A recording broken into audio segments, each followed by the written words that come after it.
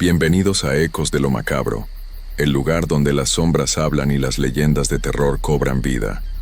Aquí descubrirás relatos inquietantes, historias oscuras y misterios que desafían la lógica.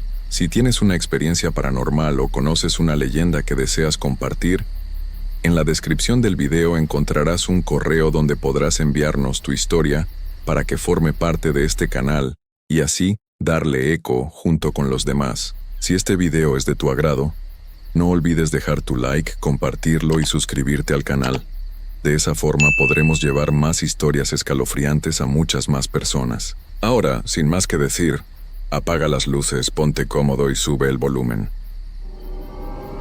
En la bella ciudad de San Cristóbal de las Casas, en el estado de Chiapas, existe un puente antiguo que cruza el río Amarillo. Es una construcción que ha estado ahí por más de 150 años, y su color blanco le da el nombre por el que todos lo conocen, el Puente Blanco. Pero lo que pocos saben es que bajo esa estructura de piedra y cal, se esconde una historia tan oscura que todavía hace temblar a quienes la conocen. Una historia que habla de sacrificios, de rituales antiguos y de almas que nunca pudieron descansar en paz. Todo comenzó a mediados del año 1864, cuando las lluvias más terribles que se recuerdan azotaron la región. El río Amarillo, que normalmente era apenas un hilo de agua que corría tranquilo, se convirtió en una bestia furiosa. Las aguas crecieron tanto que arrastraron casas, animales y todo lo que encontraron a su paso. Y lo más grave de todo fue que destruyeron el puente que comunicaba a la ciudad. Era el sexto puente que las aguas se llevaban en poco más de 200 años. Los habitantes estaban desesperados. Sin ese puente, la ciudad quedaba dividida en dos. Las familias no podían reunirse, los comerciantes no podían vender sus productos, y la vida diaria se volvió casi imposible. Así que las autoridades decidieron que tenían que construir un nuevo puente, uno que fuera más fuerte, más resistente, que pudiera soportar cualquier inundación que viniera. Trajeron a los mejores albañiles de la región, hombres que sabían trabajar la piedra, que conocían los secretos de la construcción. Comenzaron a trabajar con dedicación, levantando los cimientos en las orillas del río. Pero algo extraño empezó a suceder desde el primer día. Cada vez que terminaban de colocar las piedras de la base, al día siguiente las encontraban desplazadas, como si algo las hubiera movido durante la noche. Al principio pensaron que era culpa del río, que tal vez la corriente seguía siendo muy fuerte, pero no había señales de que el agua hubiera subido. Las piedras simplemente aparecían en lugares diferentes, como si unas manos invisibles las hubieran cambiado de sitio mientras todos dormían. Los trabajadores empezaron a sentirse inquietos. Algunos decían que escuchaban voces en la noche, susurros que venían del río. Otros juraban haber visto sombras que se movían entre las piedras cuando no había nadie más alrededor. Pero todos necesitaban el trabajo, así que continuaron. Aunque el miedo comenzaba a instalarse en sus corazones, pasaron semanas y el puente no avanzaba. Cada intento de levantar los arcos terminaba en fracaso. Las estructuras se derrumbaban sin razón aparente. Los ingenieros revisaban los cálculos una y otra vez, pero todo parecía estar bien en el papel. Sin embargo, en la realidad, el puente se negaba a levantarse. Fue entonces cuando llegó él, un hombre mayor, de piel morena y ojos profundos que parecían ver más allá de lo visible. Vestía ropas tradicionales de los pueblos originarios de la región y cargaba consigo un morral lleno de hierbas y objetos extraños. Se presentó ante el capataz de la obra y le dijo que sabía exactamente cuál era el problema. Este hombre, a quien todos llamaban el Sabio, era conocido por sus conocimientos ancestrales. Provenía de las comunidades chamulas de las montañas cercanas, lugares donde todavía se practicaban rituales y creencias que venían de tiempos muy antiguos, mucho antes de que los españoles llegaran a estas tierras. El sabio caminó alrededor de la construcción, tocó las piedras con sus manos, se acercó al río y cerró los ojos, como si estuviera escuchando algo que nadie más podía oír. Los trabajadores lo observaban con una mezcla de curiosidad y temor. Después de varios minutos de silencio, el hombre abrió los ojos y pronunció unas palabras que helaron la sangre de todos los presentes. El río está enojado, dijo con voz firme. Esta tierra tiene sed. El agua que corre por aquí ha visto demasiada muerte, demasiado sufrimiento, y ahora exige un pago. El capataz, un hombre práctico que no creía mucho en esas cosas, le preguntó de qué estaba hablando. El sabio lo miró fijamente y continuó: para que este puente se sostenga, para que resista las furias del río y el paso del tiempo, hay que darle de comer a la tierra, hay que hacer un sacrificio. Los hombres se miraron unos a otros, sin entender completamente lo que el sabio quería decir. Pero él no había terminado. Con una calma que resultaba más aterradora que cualquier grito, explicó lo que debía hacerse. 7 cabezas humanas deben ser enterradas en la base de cada arco del puente. 7 almas deben quedarse aquí para siempre, vigilando, sosteniendo la estructura. Solo así, el río estará satisfecho. Solo así, el puente permanecerá en pie. El silencio que siguió a esas palabras fue tan pesado que parecía aplastar a todos los presentes. Nadie se atrevía a hablar. Nadie quería creer lo que acababan de escuchar. Pero en el fondo de sus corazones, todos sabían que el sabio no estaba bromeando. La forma en que lo había dicho, la certeza en su voz no dejaba lugar a dudas. El capataz intentó despedir al hombre, diciéndole que estaba loco, que esas eran supersticiones de gente ignorante. Pero el sabio simplemente se encogió de hombros y se marchó, dejando atrás una advertencia final.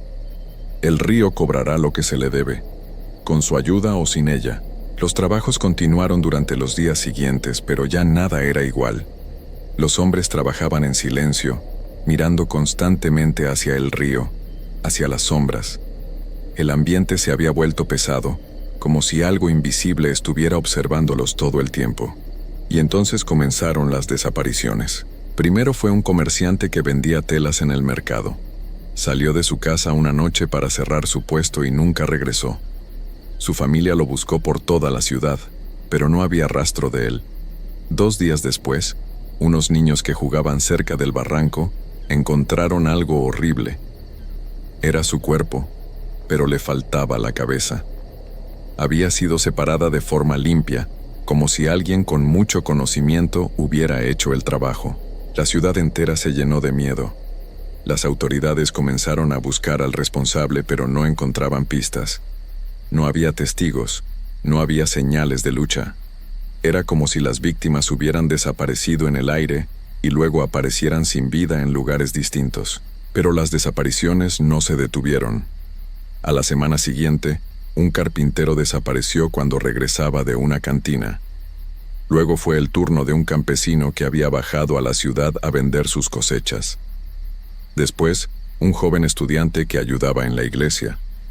Uno tras otro, los hombres iban desapareciendo, y sus cuerpos sin cabeza aparecían en diferentes rincones de San Cristóbal. Lo más extraño de todo es que las cabezas nunca aparecieron. Las autoridades buscaron en cada rincón, en cada casa abandonada, en cada cueva cercana, pero las cabezas simplemente se habían esfumado, como si se las hubiera tragado la tierra misma. La gente empezó a hacer la conexión. Alguien recordó las palabras del sabio Chamula: 7 cabezas para cada arco. El puente que estaban construyendo tenía 2 arcos. Eso significaba que se necesitaban 14 cabezas en total, y cuando contaron las desapariciones se dieron cuenta con horror de que ya habían desaparecido 14 hombres. Los rumores comenzaron a esparcirse como fuego en pasto seco. Algunos decían que el capataz de la obra había contratado a alguien para cumplir con el ritual del sabio, desesperado por terminar el puente. Otros juraban que había sido el mismo sabio quien había tomado las cabezas para satisfacer al río. Y los más supersticiosos decían que no había sido ningún hombre, sino el propio río quien había reclamado lo que se le debía. Las noches en San Cristóbal se volvieron aterradoras. Nadie salía después de que oscurecía. Las calles quedaban vacías y en silencio. Los perros aullaban sin razón aparente, y los caballos se negaban a acercarse al río. Y entonces, tan misteriosamente como habían comenzado, las desapariciones se detuvieron. Fue justo después de que el último hombre desapareciera. Un comerciante de especias que había llegado de otro pueblo y que no conocía las advertencias. Su cuerpo fue encontrado cerca del puente, al igual que los demás. Lo extraordinario fue que a partir de ese momento, la construcción del puente avanzó sin ningún problema. Los arcos se levantaron firmes y fuertes. Las piedras se mantenían en su lugar. No hubo más derrumbes ni más retrasos. Era como si una fuerza invisible que había estado obstaculizando el trabajo hubiera quedado satisfecha. El puente se terminó en tiempo récord después de aquello. Se inauguró con una ceremonia grande, con música y celebraciones. Las autoridades nunca encontraron al responsable de las desapariciones, y con el tiempo, el caso se fue archivando y olvidando. O al menos, eso intentaron hacer. Pero la gente del pueblo no olvidó. Los ancianos empezaron a contar la historia a sus hijos, y estos a los suyos. Con el paso de los años, la verdad y la leyenda se mezclaron hasta que ya nadie podía distinguir una de otra. Pero todos estaban de acuerdo en una cosa. Algo terrible había sucedido durante la construcción del Puente Blanco. Algo que había manchado esa tierra con sangre inocente. Y pronto, muy pronto, las primeras señales de que aquellas almas no descansaban en paz comenzaron a manifestarse. Los primeros en notarlo fueron los guardias nocturnos que patrullaban la zona. Reportaban escuchar gritos que venían del puente en las madrugadas. Gritos de hombres que parecían estar sufriendo un dolor terrible. Pero cuando corrían a investigar, no encontraban a nadie. Solo el viento que soplaba entre los arcos y el sonido constante del río que corría debajo. Luego fueron los viajeros que cruzaban el puente de noche. Muchos juraban haber visto figuras paradas sobre los arcos, 7 figuras en cada uno, inmóviles, mirando hacia el agua. Cuando los viajeros se detenían para ver mejor, las figuras desaparecían como si nunca hubieran estado ahí. Pero lo más aterrador sucedía en las noches de luna llena. Esas noches, según cuentan los testigos, se puede ver algo que hiela la sangre. Sobre el puente blanco aparecen 14 figuras. Son hombres vestidos con ropas antiguas, pero todos comparten algo horrible. Ninguno tiene cabeza. Los cuerpos sin cabeza permanecen parados sobre el puente, totalmente inmóviles, como estatuas de carne y hueso. No caminan, no se mueven, simplemente están ahí, vigilando, esperando. Y lo más perturbador es que aunque no tienen cabeza, todos los que los han visto aseguran sentir que están siendo observados, como si esos hombres pudieran verlos a pesar de no tener ojos. Hay quienes han intentado cruzar el puente cuando las figuras están presentes. Todos cuentan la misma experiencia. Conforme se acercan, una sensación de frío intenso los envuelve, un frío que no viene del clima sino de algo más profundo. El aire se vuelve pesado y cuesta respirar. Y entonces se escuchan los susurros. Son voces apagadas, como si vinieran de muy lejos, pero se pueden distinguir palabras. Los espíritus hablan en lenguas antiguas, mezcladas con español. Dicen cosas que no tienen sentido para la mayoría, pero algunos ancianos de la región aseguran reconocer las palabras. Son súplicas, son lamentos, son las voces de hombres que no entienden por qué están atrapados ahí, que no saben por qué no pueden irse, que ruegan ser liberados de su prisión eterna. Nadie que haya visto a las figuras se ha atrevido a acercarse demasiado. El miedo es tan intenso que paraliza, y aquellos que han sido lo suficientemente valientes o lo suficientemente tontos para intentar hablarles, cuentan que los gritos que siguen son insoportables. 14 voces gritando al mismo tiempo, expresando una agonía que parece no tener fin. Con los años, la historia del Puente Blanco se ha vuelto parte del folclore de San Cristóbal de las Casas. Los padres la cuentan a sus hijos como advertencia para que no salgan de noche. Los guías turísticos la mencionan cuando llevan visitantes por la ciudad, aunque muchos la presentan como simple leyenda, como un cuento inventado para asustar a los niños. Pero los habitantes más antiguos saben la verdad. Ellos recuerdan los nombres de los hombres que desaparecieron. Pueden señalar las casas donde vivían esas familias. Pueden contar cómo las viudas y los huérfanos que dejaron nunca pudieron recuperarse de la pérdida, de la incertidumbre de no saber qué pasó realmente con sus seres queridos. Y el puente sigue ahí, blanco y hermoso bajo el sol del día, pero siniestro y amenazante cuando cae la noche. Ha resistido más de 150 años de lluvias, inundaciones y el paso del tiempo. Ningún otro puente en ese lugar ha durado tanto. Es como si algo lo mantuviera en pie, algo más que simplemente buena ingeniería. Los investigadores de lo paranormal que han visitado el lugar confirman que hay una energía extraña alrededor del puente. Algunos han grabado psicofonías, voces que aparecen en las grabaciones, pero que no se escucharon en el momento. Otros han tomado fotografías donde aparecen manchas oscuras con forma humana, paradas sobre los arcos, aunque cuando tomaron la foto, no había nadie ahí. Incluso en pleno día, hay personas que reportan sentir una presencia cuando cruzan el puente, una sensación de que alguien camina detrás de ellos, aunque al voltear no hay nadie, o la certeza de que alguien los está observando desde los arcos, aunque claramente están vacíos. Los animales también reaccionan de forma extraña. Los perros se niegan a cruzar el puente de noche, y si sus dueños intentan forzarlos, comienzan a aullar y a jalar en dirección contraria con todas sus fuerzas. Los caballos se ponen nerviosos cuando se acercan, resoplan y dan pasos hacia atrás, con los ojos muy abiertos, como si vieran algo que los humanos no pueden ver. Hay una noche del año que es particularmente peligrosa, según los lugareños. Es el aniversario del día en que se inauguró el puente. Esa noche, dicen, las apariciones son más intensas, más reales. Los gritos se escuchan más fuertes, y las figuras sin cabeza no solo aparecen sobre los arcos, sino que caminan sobre el puente entero, como si patrullaran, como si buscaran algo o a alguien. Se cuenta que hace algunos años un grupo de jóvenes decidió ir al puente esa noche especial, pensando que todo era mentira, que era solo una historia para turistas. Llevaban cámaras y linternas, estaban decididos a demostrar que no había nada de cierto en la leyenda. Entraron al puente a medianoche, riéndose y haciendo bromas sobre fantasmas. Pero a los pocos minutos, sus risas se apagaron. Las cámaras dejaron de funcionar todas al mismo tiempo. Las linternas parpadearon y se apagaron. Y entonces escucharon los gritos. Corrieron de regreso con un terror que nunca habían experimentado antes. Al día siguiente, ninguno quería hablar de lo que había visto. Solo uno de ellos se atrevió a contar, y lo hizo con lágrimas en los ojos.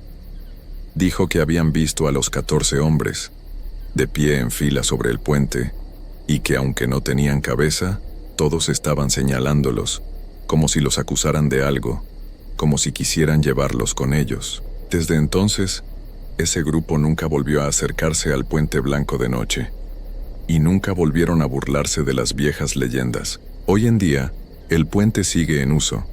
Miles de personas lo cruzan cada día sin saber la historia que se oculta bajo sus pies, sin saber que caminan sobre el lugar donde 14 almas quedaron atrapadas para siempre, condenadas a vigilar una estructura que no pidieron proteger, sacrificadas para satisfacer a fuerzas que nadie comprende del todo. Los ancianos de San Cristóbal todavía recomiendan no cruzar el Puente Blanco después del anochecer. Y si es absolutamente necesario hacerlo, dicen, hay que cruzar rápido, sin mirar hacia los arcos, sin detenerse, y sobre todo, sin responder si escuchas que alguien te llama por tu nombre, porque según la leyenda, si te detienes, si miras, si respondes, los espíritus pueden confundirte con uno de ellos. Y entonces, quizás, te quedes ahí para siempre, condenado a ser el número 15, parado sobre el puente durante toda la eternidad, sin cabeza, sin paz, sin esperanza de descanso. El Puente Blanco sigue en pie, más fuerte que cualquier otra construcción de su época. Y bajo sus piedras, enterradas en la oscuridad, yacen los secretos más oscuros de San Cristóbal de las Casas. Secretos que el río Amarillo guarda celosamente, susurrando la verdad solo a aquellos que se atreven a escuchar en las noches más silenciosas. Y si algún día decides visitar San Cristóbal, y te encuentras cerca del Puente Blanco cuando el sol se ha ocultado, recuerda esta historia. Recuerda a los 14 hombres que nunca pidieron ser parte de ella. Y si ves figuras paradas sobre los arcos, si escuchas gritos en la distancia, si sientes que algo te observa desde las sombras, no te detengas. Solo sigue caminando, porque el río ya cobró su precio hace mucho tiempo y siempre está hambriento de más. En el estado de Chiapas, en el sur de México, existe una historia que ha pasado de generación en generación y que todavía hoy hace que las familias desconfíen de algo tan simple como dormir en una hamaca. Hace muchos años, en un rancho ganadero llamado Las Brisas, la gente vivía tranquila. Las familias trabajaban la tierra, cuidaban el ganado y al caer la tarde colgaban sus hamacas para descansar bajo la sombra de los árboles o en los corredores de sus casas. Era una costumbre normal, algo que todos hacían sin pensar dos veces. Pero un día, algo comenzó a cambiar. Todo empezó con don Martín, un hombre trabajador que vivía con su esposa y sus 3 hijos en una casa sencilla cerca del rancho. Era un hombre tranquilo, de pocas palabras, que cada tarde después de trabajar, se recostaba en su hamaca a descansar antes de la cena. Sus hijos jugaban en el patio mientras él cerraba los ojos y dejaba que la brisa lo meciera suavemente. Esa tarde de julio parecía igual a todas las demás. El sol comenzaba a ocultarse detrás de los cerros y don Martín se acomodó en su hamaca como siempre lo hacía. Sus hijos corrían descalzos por el patio de tierra y su esposa preparaba las tortillas en la cocina. Todo era normal, hasta que un grito hizo que todos se detuvieran en seco. Cuando la familia salió corriendo, encontraron a don Martín tirado en el suelo, con el rostro rojo de furia y los ojos desorbitados. Tenía el machete en la mano y lo agitaba en el aire como si estuviera peleando con alguien que nadie más podía ver. La hamaca se balanceaba violentamente de un lado a otro, como si algo invisible la estuviera jalando con fuerza. Su esposa intentó calmarlo, pero don Martín seguía gritando que algo lo había jalado, que algo lo había aventado contra la pared con una fuerza que él no podía explicar. Decía que mientras descansaba, sintió como si unas manos pequeñas pero muy fuertes lo agarraran de los tobillos y comenzaran a jalarlo. Primero pensó que era una broma de sus hijos, pero cuando abrió los ojos no había nadie cerca, y entonces, de repente, todo su cuerpo fue lanzado con violencia hacia la pared. La familia quedó asustada, pero pensaron que quizá don Martín había tenido una pesadilla muy real, de esas que hacen que uno se despierte confundido sin saber bien qué pasó. Descolgaron la hamaca y esa noche todos durmieron dentro de la casa, sobre petates en el suelo. Pero lo que le pasó a don Martín no fue un caso aislado. A la semana siguiente, en una casa del otro lado del rancho pasó algo parecido. Doña Luz, una señora mayor que vivía sola desde que enviudó, también fue encontrada en el suelo junto a su hamaca. Estaba temblando y llorando, con el vestido rasgado y varios golpes en los brazos. Sus vecinos la escucharon gritar y corrieron a ayudarla. Doña Luz contaba entre sollozos que estaba descansando después de haber regado sus plantas, cuando de pronto sintió que algo comenzó a mecerla con más fuerza de lo normal. Al principio pensó que era el viento, pero luego la hamaca empezó a moverse de forma violenta, de un lado al otro, cada vez más rápido. Ella intentó bajarse, pero fue como si algo la tuviera atrapada, y entonces, sin previo aviso, sintió un jalón tan fuerte que la lanzó varios metros hasta estrellarse contra el suelo de piedra del corredor. Cuando sus vecinos llegaron, la hamaca seguía moviéndose sola, balanceándose en el aire vacío como si alguien invisible todavía estuviera en ella. Las noticias corrieron rápido por todo el rancho Las Brisas. En cuestión de días, todos sabían lo que había pasado con don Martín y con doña Luz. La gente comenzó a hablar en voz baja, con miedo de que algo más estuviera por venir. Y tenían razón en estar asustados.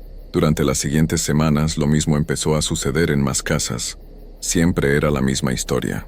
Alguien se recostaba en su hamaca para descansar un rato, y de repente sentía un jalón violento que lo aventaba contra la pared o contra el suelo. Algunos decían que antes de ser lanzados, escuchaban una risa suave y burlona, como la de un niño pequeño jugando una broma pesada. Otros juraban que habían visto una sombra pequeña, moviéndose rápido entre los árboles justo antes de que todo sucediera. Las familias comenzaron a tener miedo. Ya nadie quería usar las hamacas. Los hombres las descolgaban apenas comenzaba a caer la tarde y las guardaban en lugares donde nadie pudiera verlas. Algunos incluso las quemaron pensando que así el problema terminaría. Pero nada funcionaba. El terror se apoderó del rancho. Los niños ya no salían a jugar después del atardecer. Las mujeres caminaban en grupos y los hombres siempre llevaban alguna herramienta en la mano, no para trabajar, sino para sentirse protegidos de algo que no podían ver ni entender. Don Jacinto, el señor más viejo del rancho y a quien todos respetaban por su sabiduría, decidió que era momento de buscar respuestas. Él conocía las historias antiguas, esas que sus abuelos le habían contado cuando era niño. Reunió a varias familias en el patio de su casa una noche y les habló sobre algo que muchos habían olvidado. Les contó que hace muchos años, cuando el rancho apenas se estaba formando, hubo alguien que falleció de una forma muy extraña. Nadie sabía exactamente cómo había sido, porque la gente de antes no hablaba mucho de esas cosas, pero se decía que esa persona había tenido un accidente relacionado con una hamaca. Algunos decían que se había enredado y no pudo liberarse a tiempo. Otros contaban que algo lo había jalado mientras dormía y nunca despertó. Don Jacinto explicó que desde entonces, ese espíritu había quedado vagando por la zona, atrapado en el recuerdo de lo que le había pasado. No era un espíritu malo en el sentido de querer lastimar a la gente a propósito, pero estaba confundido, enojado y sobre todo, solo. Por eso buscaba a las personas que descansaban en hamacas, porque de alguna forma eso le recordaba su propia historia, su propio sufrimiento. La gente comenzó a llamarlo el duende, aunque nadie sabía bien por qué ese nombre. Quizá porque era pequeño, travieso y se movía sin ser visto, como esos seres de los que hablan las leyendas antiguas. O quizá porque era más fácil ponerle un nombre a algo que daba tanto miedo, hacerlo un poco menos aterrador al darle forma de historia. Don Jacinto sugirió que lo mejor era dejar de usar las hamacas completamente, al menos por la noche. Que las familias las descolgaran antes de que oscureciera y las guardaran bien. Que nadie se durmiera en ellas, ni siquiera durante el día si estaban solos. Y sobre todo, que no se burlaran ni hablaran mal del duende, porque eso solo haría que se pusiera más furioso. Las familias siguieron el consejo. Poco a poco, la costumbre de dormir en hamacas fue desapareciendo en toda la región. La gente comenzó a usar camas de madera o a dormir en petates sobre el suelo. Las hamacas solo se usaban durante el día, cuando había gente alrededor, y siempre con cuidado de descolgarlas antes de que el sol se ocultara. Con el tiempo, los ataques fueron disminuyendo, aunque de vez en cuando todavía se escuchaba alguna historia de alguien que no había hecho caso y había sufrido las consecuencias. Un jalón en medio de la noche, un golpe inexplicable, una hamaca moviéndose sola en la oscuridad. Hoy en día, en Chiapas y en otros estados del sur de México, todavía hay familias que nunca dejan sus hamacas colgadas durante la noche. Cuando alguien pregunta por qué, los abuelos cuentan la historia del rancho Las Brisas, de Don Martín, de Doña Luz, y de todas esas personas que aprendieron por las malas que hay cosas que es mejor no desafiar. Dicen que el duende sigue ahí, esperando, buscando a alguien que se atreva a descansar en una hamaca cuando cae la noche, esperando el momento en que alguien olvide descolgarla, para recordarle que él todavía está presente, que su historia no ha terminado, y que algunas tradiciones existen por una razón que va más allá de la simple costumbre. Por eso, si alguna vez visitas Chiapas y ves una hamaca colgada en el corredor de una casa, fíjate bien. Si ya está oscureciendo, probablemente notes que las familias salen corriendo a descolgarla. Y si preguntas por qué, te contarán esta misma historia con voz baja y mirada seria. Porque allá, en el sur, todavía se recuerda al duende. Y todavía se le respeta. En el pueblo de Chiapa de Corzo, en el estado de Chiapas, existe una historia que se cuenta desde hace más de 100 años. Una historia que ha pasado de abuelos a nietos, que se susurra en las noches oscuras y que todavía hoy pone la piel de gallina a quien la escucha. Es la leyenda de la Tishanila, una aparición que sembró el terror entre los hombres del pueblo durante muchas décadas. Todo comenzó allá por el año 1900, en una época donde las calles del pueblo eran de piedra y no había luz eléctrica. Las noches eran tan oscuras que apenas se podía ver más allá de unos cuantos metros. Los únicos puntos de luz eran los faroles que funcionaban con velas, colocados en las esquinas principales, pero que se apagaban cerca de la 1 o 2 de la madrugada. Los habitantes del pueblo disfrutaban de las fiestas nocturnas alrededor del kiosco, que estaba en el centro del parque.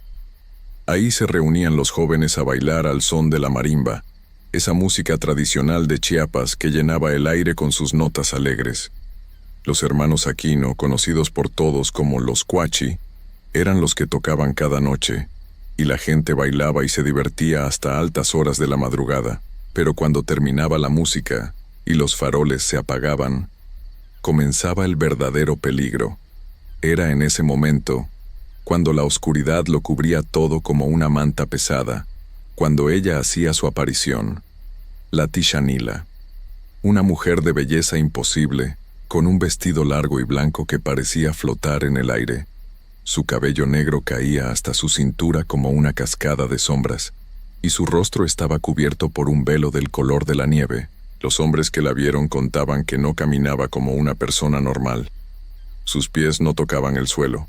Flotaba, deslizándose por las calles empedradas sin hacer ningún ruido. Su presencia era tan fascinante que resultaba imposible apartar la mirada de ella.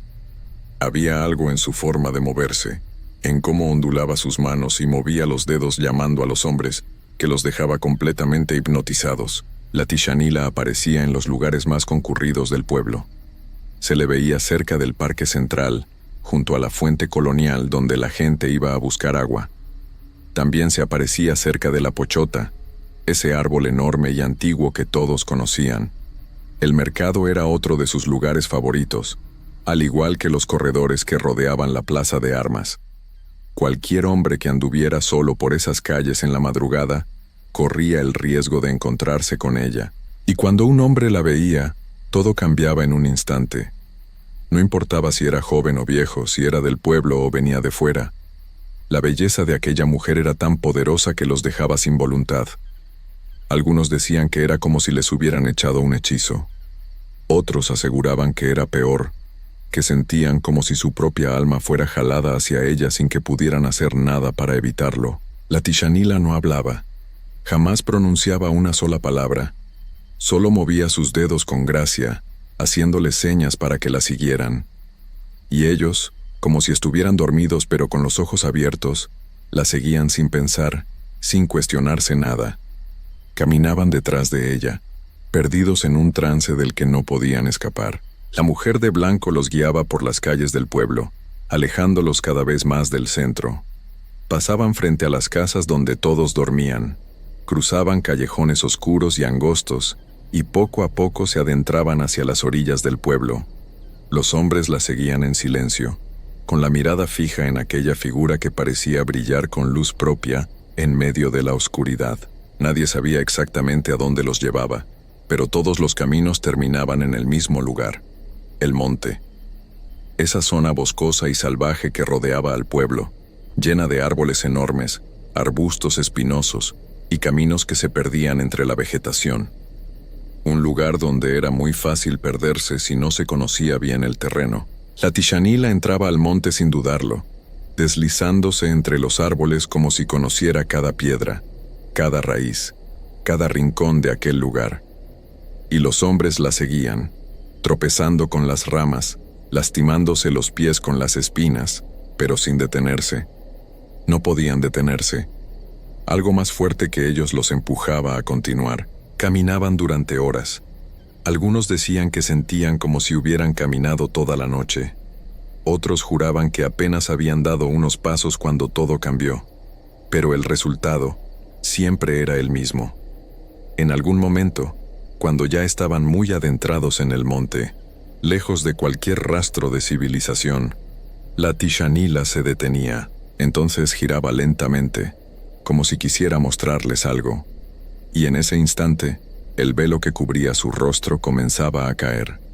Los hombres, todavía atrapados en el hechizo, miraban con ansias, esperando ver el rostro de aquella mujer hermosa que los había cautivado, pero lo que veían los dejaba helados de terror. Debajo del velo no había un rostro humano. Lo que aparecía era algo que no se podía describir con palabras normales. Algunos contaban que su cara era como la de un animal salvaje, con ojos enormes que brillaban en la oscuridad como brasas encendidas. Otros decían que su boca era demasiado grande, llena de dientes afilados y puntiagudos. Había quienes juraban que su piel era de color verde oscuro, casi negro, y que tenía arrugas profundas como las de una criatura muy vieja. Pero todos coincidían en algo. Lo que veían no era de este mundo. Era algo que no debería existir. Una cosa monstruosa que se había escondido detrás de la apariencia de una mujer bella para atrapar a los incautos. En cuanto los hombres veían su verdadero rostro, el hechizo se rompía de golpe. Era como despertar de una pesadilla, pero descubrir que la pesadilla era real. El terror los invadía por completo. Sentían que el corazón les iba a salir del pecho. Las piernas les temblaban tanto que apenas podían mantenerse de pie. Y entonces, justo cuando pensaban que las cosas no podían empeorar, la Tishanila desaparecía. Se desvanecía en el aire como si nunca hubiera estado ahí. No se iba caminando, no corría hacia los árboles. Simplemente dejaba de existir frente a sus ojos, como si fuera humo que se lleva el viento. Los hombres quedaban solos en medio del monte, completamente perdidos, rodeados de oscuridad, sin saber por dónde habían venido ni hacia dónde tenían que ir para regresar al pueblo. Algunos gritaban pidiendo ayuda, pero sus voces se perdían entre los árboles. Otros intentaban correr en cualquier dirección, pero solo se perdían más. El terror que sentían era diferente a cualquier otro miedo. No era solo el miedo a estar perdidos. Era el miedo de haber visto algo que no debían ver, de haber estado cerca de algo maligno y oscuro, de saber que habían sido engañados y usados por una criatura que venía de quién sabe dónde. Muchos de los hombres que cayeron en la trampa de la Tishanila pasaron días enteros perdidos en el monte. Vagaban sin rumbo, con hambre, con sed, lastimados por las espinas y las ramas. Algunos tuvieron suerte y fueron encontrados por grupos de búsqueda que salían del pueblo. Otros lograron encontrar el camino de regreso por sus propios medios, después de muchas horas de andar en círculos. Pero cuando regresaban al pueblo, ya no eran los mismos. Algo había cambiado en ellos. Sus ojos mostraban un terror profundo que nunca los abandonaba del todo. Muchos no podían dormir bien durante semanas. Despertaban en medio de la noche gritando, con el recuerdo de aquel rostro monstruoso grabado en su mente. Algunos dejaron de salir de noche por completo. Preferían quedarse encerrados en sus casas apenas oscurecía, sin importar qué fiestas o reuniones hubiera en el pueblo. Los que se atrevían a contar lo que les había pasado eran escuchados con una mezcla de miedo y respeto. Al principio, cuando apenas comenzaron las apariciones, algunos no les creían. Pensaban que estaban inventando historias, o que habían bebido demasiado durante las fiestas. Pero conforme más y más hombres aparecían con las mismas historias, con las mismas descripciones, con el mismo terror en los ojos, ya nadie podía negar que algo estaba pasando en Chiapa de Corzo. Las familias comenzaron a tomar precauciones. Los padres advertían a sus hijos que no anduvieran solos de noche. Las madres rogaban a sus esposos que regresaran temprano a casa. Los abuelos contaban las historias de la Tishanila para que los jóvenes entendieran el peligro que corrían si no hacían caso. Incluso se llegaron a hacer procesiones y ceremonias religiosas para intentar alejar a la criatura del pueblo. Los sacerdotes bendecían las calles con agua bendita. La gente rezaba el rosario en grupo durante las noches. Algunos colocaban cruces en las esquinas, donde se decía que la Tishanila aparecía con más frecuencia. Con el paso de los años, las apariciones se fueron volviendo menos frecuentes. Quizás porque los hombres ya no andaban solos de noche como antes. Quizás porque la Tishanila encontró otros lugares donde atrapar a sus víctimas. O tal vez, simplemente, decidió descansar por un tiempo. Pero la leyenda nunca desapareció. Hasta el día de hoy en Chiapa de Corzo, los ancianos cuentan la historia de la mujer de blanco que aparece en la oscuridad. Los jóvenes escuchan con atención, algunos riéndose nerviosamente, otros sintiendo un escalofrío recorrer su espalda. Y cuando cae la noche y las calles quedan vacías, más de uno mira hacia las sombras con un poco de miedo, preguntándose si la Tishanila seguirá ahí, esperando, porque hay cosas que no se explican con la razón, cosas que existen más allá de lo que podemos ver o tocar, y la Tishanila es una de esas cosas, una presencia oscura que habita en la frontera entre nuestro mundo y algo mucho más antiguo y peligroso. Los que conocen bien la historia saben que no es solo un cuento para asustar niños, es una advertencia, un recordatorio de que no todo lo hermoso es bueno, de que no todo lo que brilla en la oscuridad trae luz, y de que hay ciertas cosas en este mundo que es mejor no encontrar. Por eso, si alguna vez te encuentras caminando solo por las calles de Chiapa de Corzo en la madrugada y ves a una mujer hermosa vestida de blanco flotando entre las sombras, haciéndote señas con sus dedos para que te acerques, recuerda esta historia. No importa qué tan bella parezca, no importa cuánto desees seguirla, da media vuelta y corre.